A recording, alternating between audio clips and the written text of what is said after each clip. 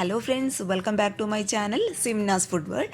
അപ്പോഴിതേ ഇന്ന് ഞാൻ വന്നിട്ടുള്ളത് നല്ലൊരു ക്രീമി ചോക്ലേറ്റ് കേക്കിൻ്റെ റെസിപ്പി ആയിട്ടാണ്. അപ്പോൾ ഈ ഒരു കേക്കിൻ്റെ പ്രത്യേകത എന്താണെന്ന് വെച്ചാൽ ഇത് നമ്മൾ ചെയ്തെടുക്കുന്നത് ഓവനോ ബീറ്ററോ അല്ലെങ്കിൽ വിപ്പിംഗ് ക്രീം, മുട്ട ഇതൊന്നും ഉപയോഗിക്കാതെ എല്ലാവർക്കും ചെയ്യാൻ പറ്റുന്ന രീതിയിൽ വളരെ സിമ്പിളായിട്ട് ആണ് നമ്മൾ ഈ കേക്ക് ചെയ്തെടുക്കാനായിട്ട് പോകുന്നത്. അപ്പോൾ എല്ലാവരും ഒന്ന് കണ്ടു നോക്കുക. തീർച്ചയായിട്ടും എല്ലാവർക്കും ട്രൈ ചെയ്യാൻ പറ്റുന്ന രീതിയിലാണ് കേട്ടോ നമ്മളിത് റെഡിയാക്കി എടുക്കാനായിട്ട് പോകുന്നത്. അപ്പോൾ കുഞ്ഞുങ്ങൾക്കൊക്കെ തീർച്ചയായിട്ടും ഉണ്ടാക്കി കൊടുക്കുക. ആ ഒരു ചോക്ലേറ്റ് ഫ്ലേവറൊക്കെ ഉള്ളതുകൊണ്ട് തീർച്ചയായിട്ടും എല്ലാവർക്കും ഇഷ്ടപ്പെടുന്നു കരുതുന്നു. അപ്പോൾ കണ്ടു നോക്കി ഇഷ്ടപ്പെട്ടാൽ തീർച്ചയായിട്ടും ട്രൈ ചെയ്ത് നോക്കിയിട്ട് നിങ്ങളുടെ അഭിപ്രായങ്ങളൊക്കെ അറിയിക്കുക. അതുപോലെ ചാനലിൻ്റെ വീഡിയോസൊക്കെ കാണുന്നവർ ആദ്യമായിട്ട് ആരെങ്കിലും ഉണ്ടെങ്കിൽ സബ്സ്ക്രൈബ് ചെയ്യാൻ മറക്കരുത് കേട്ടോ. അപ്പോൾ നമുക്ക് പെട്ടെന്ന് തന്നെ വീഡിയോയിലോട്ട് കിടക്കാം. ചോക്ലേറ്റ് കേക്ക് റെഡിയാക്കാനായിട്ട് ഞാനിപ്പോൾ ഇവിടെ എടുത്തിട്ടുള്ളത് ഒരു കപ്പ് നിറയെ മൈദയാണ്. അപ്പോൾ ഒരു കപ്പ് എന്ന് പറയുമ്പോൾ 500 ml കപ്പാട്ടോ. ആ ഒരു കപ്പിൽ നിറയെ വടിച്ചെടുത്ത മൈദ എടുത്തിട്ടുണ്ട്. അപ്പോൾ മൈദക്ക് പകരമായിട്ട് നിങ്ങൾക്ക് വേണമെന്നുണ്ടെങ്കിൽ ഗോതമ്പ് പൊടി എടുക്കാം കേട്ടോ. പക്ഷേ കേക്കിന് എപ്പോഴും കൂടുതൽ നല്ലത് മൈദ തന്നെയായിരിക്കും കേട്ടോ. ടേസ്റ്റും കൊടുക്കുക മൈദ തന്നെയാണ്. അപ്പോൾ നിങ്ങൾക്ക് മൈദ എടുക്കാൻ താല്പര്യം ഇല്ല എന്നുണ്ടെങ്കിൽ അതിന് പകരമായിട്ട് സെയിം അളവിൽ ഗോതമ്പ് പൊടി എടുക്കുക. അത് നമുക്ക് ഒരു അരിപ്പയിൽ കൂടി ഒരു പാത്രത്തിലോട്ട് ഇട്ട് കൊടുക്കാം. ഇനി ഇതിലോട്ട് 2 ടേബിൾ സ്പൂണോളം കൊക്കോ പൗഡർ ഞാൻ ഇട്ട് കൊടുക്കുന്നുണ്ട്. പിന്നെ ഒരു 1/2 ടീസ്പൂണോളം ബേക്കിംഗ് പൗഡർ, പിന്നെ ഒരു 1/4 ടീസ്പൂണോളം ബേക്കിംഗ് സോഡ. ഇനി ഈ ഒരു കേക്കിന് ആവശ്യമായിട്ടുള്ള ഒരു നുള്ളു ഉപ്പും കൂടി നമുക്ക് ഇതിലോട്ട് ഇട്ട് കൊടുക്കാം. ഇനി ഇതെല്ലാം കൂടി ഒരു 3 തവണ നമുക്ക് നന്നായിട്ട് അങ്ങോട്ട് അരിച്ചെടുക്കാം കേട്ടോ. അരിച്ചെടുക്കുന്നത് എന്തിനാണെന്ന് അറിയാലോ, നമ്മൾ ചേർത്ത് കൊടുത്ത എല്ലാ ഇൻഗ്രീഡിയൻസും ഒരുപോലെ എല്ലാ ഭാഗത്തും എത്താൻ വേണ്ടിയിട്ടാണ്.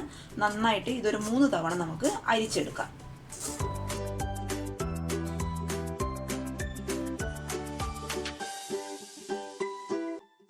പൊടികളെല്ലാം ഒരു 3 തവണ അരിച്ചെടുത്തതിന് ശേഷം മറ്റൊരു പാത്രത്തിൽ നമ്മൾ ഏത് കപ്പിലാണോ മൈദ എടുത്തത് അതേ സെയിം കപ്പിൽ 1/2 കപ്പ് ഇളം ചൂടുള്ള പാലാണ് കേട്ടോ.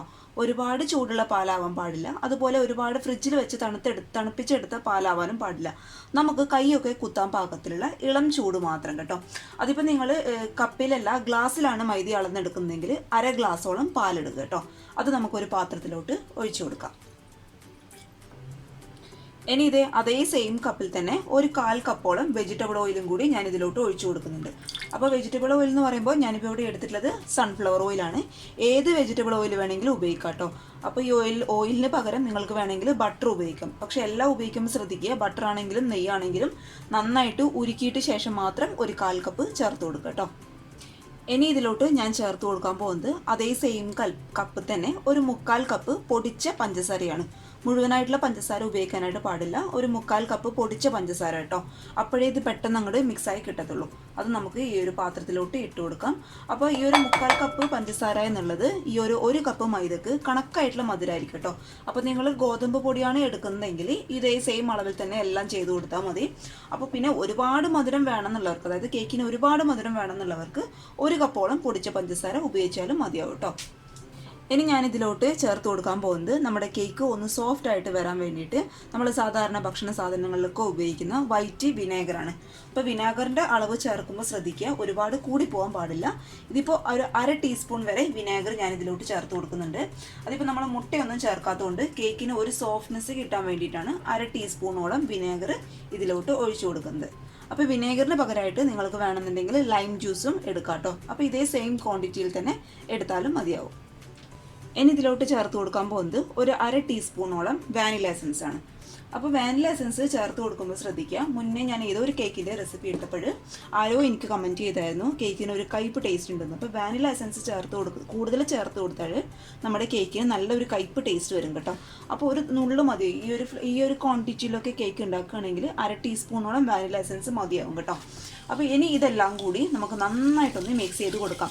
നമ്മുടെ പഞ്ചസാര കംപ്ലീറ്റ് ആയിട്ട് എല്ലാത്തിലും കൂടി ഒന്ന് മിക്സ് ആവണം കേട്ടോ. അതിന് വേണ്ടിയിട്ട് ഒരു സ്പൂണോ അല്ലെങ്കിൽ ഒരു ഫോർക്കോ വിസ്കോ വെച്ചിട്ട് നന്നായിട്ട് അങ്ങോട്ട് ബീറ്റ് ചെയ്ത് കൊടുക്കാം. നമ്മളിതിൽ എക്സ്ട്രാ മുട്ടയൊന്നും ചേർക്കുന്നില്ല. അതുകൊണ്ട് ഈ ഒരു മിക്സ് തന്നെ നന്നായിട്ട് നമുക്ക് ഒരു വിസ്ക് വെച്ച് ഒന്ന് പതപ്പിച്ചെടുക്കാം.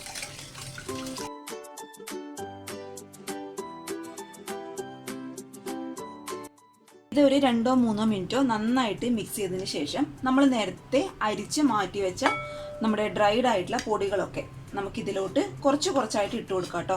എല്ലാം കൂടി ഒരുമിച്ച് ഇടാൻ പാടില്ല. കുറച്ച് കുറച്ചായിട്ട് ഇട്ട് കൊടുത്തതിന് ശേഷം നന്നായിട്ടൊന്ന് മിക്സ് ചെയ്ത് കൊടുക്കുക. പിന്നെ പൊടി ഇട്ട് കൊടുത്തതിന് ശേഷം ഒരിക്കലും ബലം പ്രയോഗിച്ച് മിക്സ് ചെയ്യാനായിട്ട് പാടില്ല.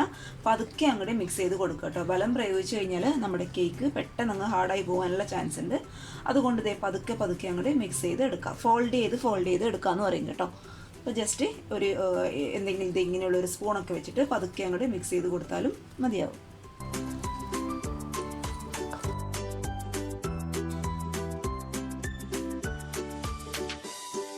അപ്പോൾ നമ്മുടെ കേക്കിൻ്റെ ബാറ്ററൊക്കെ ഞാൻ നന്നായിട്ട് മിക്സ് ചെയ്ത് വെച്ചിട്ടുണ്ട്. ഇതിപ്പോൾ കണ്ടോ അത്യാവശ്യം ടൈറ്റ് ആയിട്ടാണ് ഇരിക്കുന്നത്. ഈ ഒരു ബാറ്റർ നമുക്കൊന്ന് ലൂസാക്കി എടുക്കണം. അതിനായിട്ട് കുറച്ച് ഇളം ചൂടുള്ള പാല് ഞാൻ എടുത്തിട്ടുണ്ട്. അത് നമുക്ക് ഇതിലോട്ട് ഒഴിച്ച് ഈ മാവ് ഒന്ന് ലൂസാക്കി എടുക്കാം. അപ്പോൾ പാലൊഴിക്കുമ്പോൾ ശ്രദ്ധിക്കുക, ഒരുപാട് തന്നെ ആദ്യം ഒഴിച്ചു കൊടുക്കാൻ പാടില്ല കേട്ടോ. ആവശ്യത്തിന് മാത്രം ഒഴിച്ചു കൊടുത്ത് ഈ മാവ് ഒന്ന് ലൂസാക്കാനുള്ള പാല് മാത്രം ഒഴിച്ചു കൊടുത്താലും മതിയാകും കേട്ടോ. ഒരുപാട് ലൂസായി കഴിഞ്ഞാൽ പിന്നെ നമുക്കൊന്നും ചെയ്യാൻ പറ്റാത്ത സ്ഥിതിയിലാവും. അതുകൊണ്ട് കുറച്ച് മാത്രം ഒഴിച്ചു കൊടുത്ത് ഒന്ന് നിങ്ങൾ മിക്സ് ചെയ്ത് നോക്കുക. പിന്നെ ആവശ്യത്തിന് മാത്രം ചേർത്ത് കൊടുത്താലും മതിയാകും കേട്ടോ.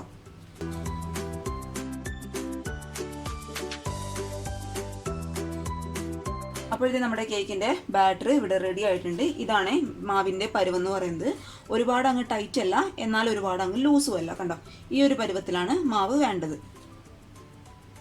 ഞാനിപ്പോൾ ഇവിടെ ഒരു കേക്ക് ടിന്ന് എടുത്തിട്ടുണ്ട്. അപ്പോൾ നിങ്ങളുടെ കയ്യിൽ കേക്ക് ടിൻ ഇല്ല എന്നുണ്ടെങ്കിൽ ഏതെങ്കിലും ഒരു സ്റ്റീൽ പാത്രം എടുത്താലും മതിയാകും കേട്ടോ. അതിൻ്റെ അടിയിൽ കുറച്ച് ഓയിലോ ബട്ടറോ എന്താണെന്ന് വെച്ചാൽ തടയി കൊടുക്കുക. അതിൻ്റെ മുകളിലോട്ടായിട്ട് നമുക്കൊരു ബട്ടർ പേപ്പർ വെച്ച് കൊടുക്കാം. നമ്മുടെ കേക്കിൻ്റെ മാവ് ഡയറക്റ്റായിട്ട് ഇതിലോട്ട് ഒഴിച്ചു കൊടുക്കുകയാണെങ്കിൽ പെട്ടെന്ന് അങ്ങ് അടി പിടിക്കാനുള്ള ചാൻസ് ഉണ്ട്. അതില്ലാതിരിക്കാൻ വേണ്ടിയിട്ടാണ് ബട്ടർ പേപ്പർ വെച്ച് കൊടുക്കുന്നത് കേട്ടോ.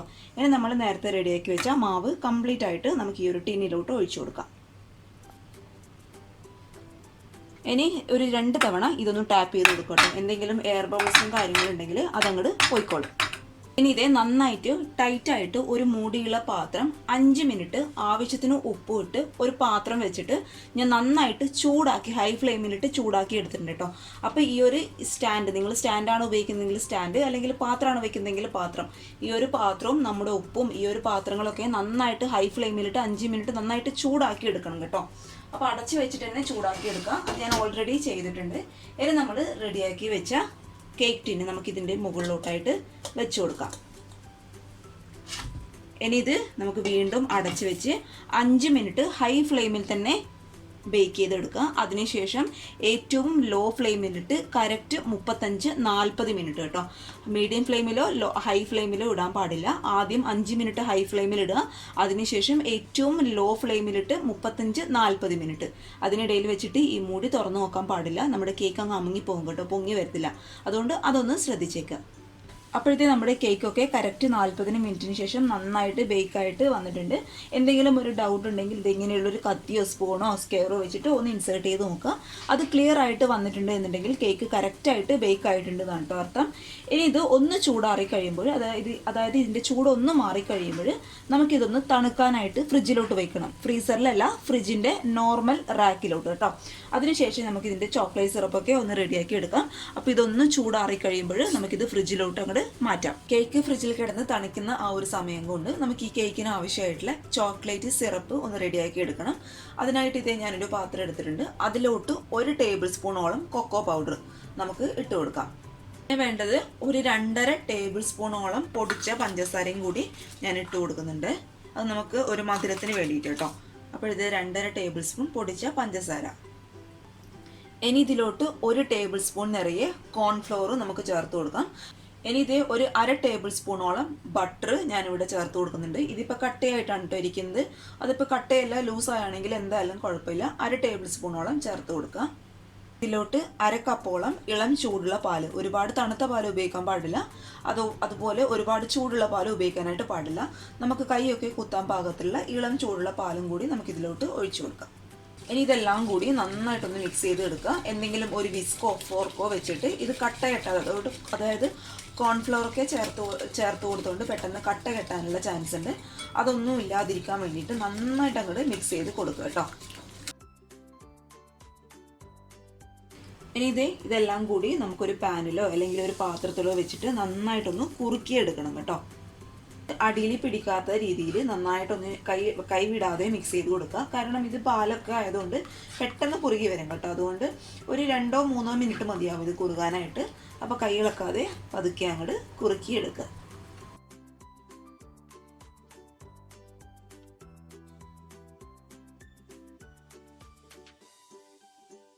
ഇത് നമ്മുടെ ചോക്ലേറ്റ് സിറപ്പ് ഒരു 2-3 മിനിറ്റിനകം നന്നായിട്ട് കുറുകി വന്നിട്ടുണ്ട്. ഇത് ഈ ഒരു പരുവാണ് കേട്ടോ വേണ്ടത്. നമ്മൾ സ്പൂൺ വെച്ചിട്ട് ഇങ്ങനെ താഴോട്ട് ഇടുമ്പോൾ ഇങ്ങനെ കട്ടയായിട്ട് താഴെ വീഴണം. അതാണ് അതിൻ്റെ കറക്റ്റ് പരുവെന്ന് പറയുന്നത്. ഇനി നമുക്കിത് പതുക്കെ സ്റ്റൗ ഓഫ് ചെയ്ത് ചൂടാറാനായിട്ട് അങ്ങോട്ട് ഫ്രിഡ്ജിൽ മാറ്റി വയ്ക്കാം. ചോക്ലേറ്റ് കേക്കും ചോക്ലേറ്റ് സിറപ്പൊക്കെ ഫ്രിഡ്ജിൽ വെച്ച് ഞാൻ നന്നായിട്ട് തണുപ്പിച്ചെടുത്തിട്ടുണ്ട്. നമ്മുടെ കേക്ക് നല്ല സോഫ്റ്റ് ആയിട്ടോ. അപ്പോൾ ഇനി നമുക്ക് ഈ ചോക്ലേറ്റ് സിറപ്പ് ഇതിൻ്റെ മുകളിലോട്ടായിട്ട് ഒഴിച്ചു കൊടുക്കാം. അപ്പോൾ നിങ്ങൾക്ക് 2 രീതിയിൽ വേണമെങ്കിൽ അത് ചെയ്യാം. നമ്മൾ തയ്യാറാക്കി വെച്ച ചോക്ലേറ്റ് സിറപ്പ് കംപ്ലീറ്റ് ആയിട്ട് ഇതിൻ്റെ മുകളിൽ ഒഴിച്ചു കൊടുത്ത് ആ രീതിയിൽ വേണമെങ്കിൽ ചെയ്തെടുക്കാം. അല്ലെങ്കിൽ ഇതേ നമ്മൾ സാധാരണ ഐസിങ് ഒക്കെ ചെയ്യില്ലേ, നടുഭാഗം നേരെ കട്ട് ചെയ്ത് നമ്മുടെ ഷുഗർ സിറപ്പ് ആഡ് ചെയ്ത് അതിനുശേഷം ചോക്ലേറ്റ് സിറപ്പ് ആഡ് ചെയ്ത് ബാക്കി ഭാഗം മുകളിലോട്ട് വെച്ച് അങ്ങനെ വേണമെങ്കിൽ അങ്ങനെയും ചെയ്തെടുക്കാം കേട്ടോ. അപ്പം ഞാനിപ്പോൾ അങ്ങനെയൊന്നും ചെയ്യുന്നില്ല. സിമ്പിളായ രീതിയിൽ നമുക്ക് ഈ നമ്മുടെ ചോക്ലേറ്റ് സിറപ്പ് കംപ്ലീറ്റ് ആയിട്ട് ഈ കേക്കിൻ്റെ മുകളിലോട്ട് ഒഴിച്ചു കൊടുക്കാം.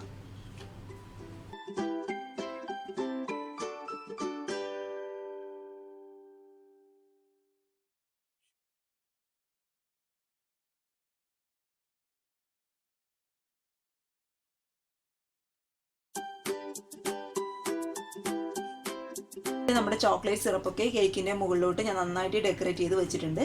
അപ്പോൾ നിങ്ങളുടെ കയ്യിൽ പൈപ്പിംഗ് ബാഗൊക്കെ ഉണ്ടെങ്കിൽ അതൊക്കെ വെച്ചിട്ട് നമുക്ക് ഡെക്കറേറ്റ് ചെയ്തെടുക്കാം കേട്ടോ. ഞാനിപ്പോൾ സിമ്പിളായിട്ട് രീതിയിൽ എല്ലാവർക്കും ചെയ്യാൻ പറ്റുന്ന രീതിയിലാണ് കാണിച്ചു തന്നിട്ടുള്ളത്. പിന്നെ നിങ്ങളുടെ കയ്യിൽ ഇങ്ങനെയുള്ള കേക്കിൻ്റെ ഈ ഒരു സ്പാച്ചുല ഇല്ല എന്നുണ്ടെങ്കിൽ ഞാൻ കാണിച്ചു തരാം. ഇങ്ങനെയുള്ള നമ്മുടെ നോൺ സ്റ്റിക്ക് പാനിനൊക്കെ ഉപയോഗിക്കുന്ന ഈ ഒരു സ്പൂൺ എല്ലാവരുടെ കയ്യിലുണ്ടാവുമല്ലോ, അത് വെച്ചിട്ട് ചെയ്തെടുത്താലും മതിയാവും കേട്ടോ. അപ്പോൾ എല്ലാവരും ഇങ്ങനെ ഒന്ന് ട്രൈ ചെയ്ത് നോക്കാം. ഇനി നമുക്ക് എന്ത് ചെയ്യണം, ഇത് ചുരുങ്ങിയത് 1 മണിക്കൂറെങ്കിലും നന്നായിട്ട് സെറ്റ് ആവാൻ വേണ്ടിയിട്ട് ഫ്രിഡ്ജിൻ്റെ നോർമൽ റാക്കിലോട്ട് മാറ്റണം. നമുക്ക് ഈ എക്സസ് ആയിട്ടുള്ള കണ്ടോ, ഈ എക്സസ് ആയിട്ടുള്ള ക്രീമൊക്കെ വേണമെങ്കിൽ സ്പൂൺ എടുത്തിട്ട് കേക്കിൻ്റെ മുകളിലോട്ട് ആക്കി കൊടുക്കാം കേട്ടോ. നിങ്ങളുടെ ഇഷ്ടത്തിനനുസരിച്ച് ചെയ്യുക. അപ്പോൾ ഞാൻ എന്തായാലും ഇത് സെറ്റ് ആവാൻ വേണ്ടിയിട്ട് 1 മണിക്കൂർ ഫ്രിഡ്ജിൻ്റെ നോർമൽ റാക്കിലോട്ട് വെക്കാനായിട്ട് പോവാണ്. അപ്പോഴത്തേ നമ്മുടെ കേക്കൊക്കെ നന്നായിട്ട് സെറ്റായിട്ട് വന്നിട്ടുണ്ട്. പിന്നെ ഒരു ഭംഗിക്ക് വേണ്ടിയിട്ട് കുറച്ച് ഒരു 3-4 ചെറി ഇതിൻ്റെ മുകളിലോട്ടായിട്ട് ഞാൻ വെച്ചിട്ടുണ്ട് കേട്ടോ. അപ്പോൾ ഡെക്കറേഷനൊക്കെ നിങ്ങളുടെ ഇഷ്ടത്തിനനുസരിച്ച് ചെയ്യുക. നിങ്ങൾക്ക് വേണമെങ്കിൽ നേരത്തെ പറഞ്ഞ പോലെ പൈപ്പിംഗ് ബാഗിലൊക്കെ സെറ്റ് ചെയ്ത് വെച്ചിട്ട് അതിലൊക്കെ ആ ഒരു ഡെക്കറേഷനിലൊക്കെ ചെയ്തെടുക്കാം കേട്ടോ.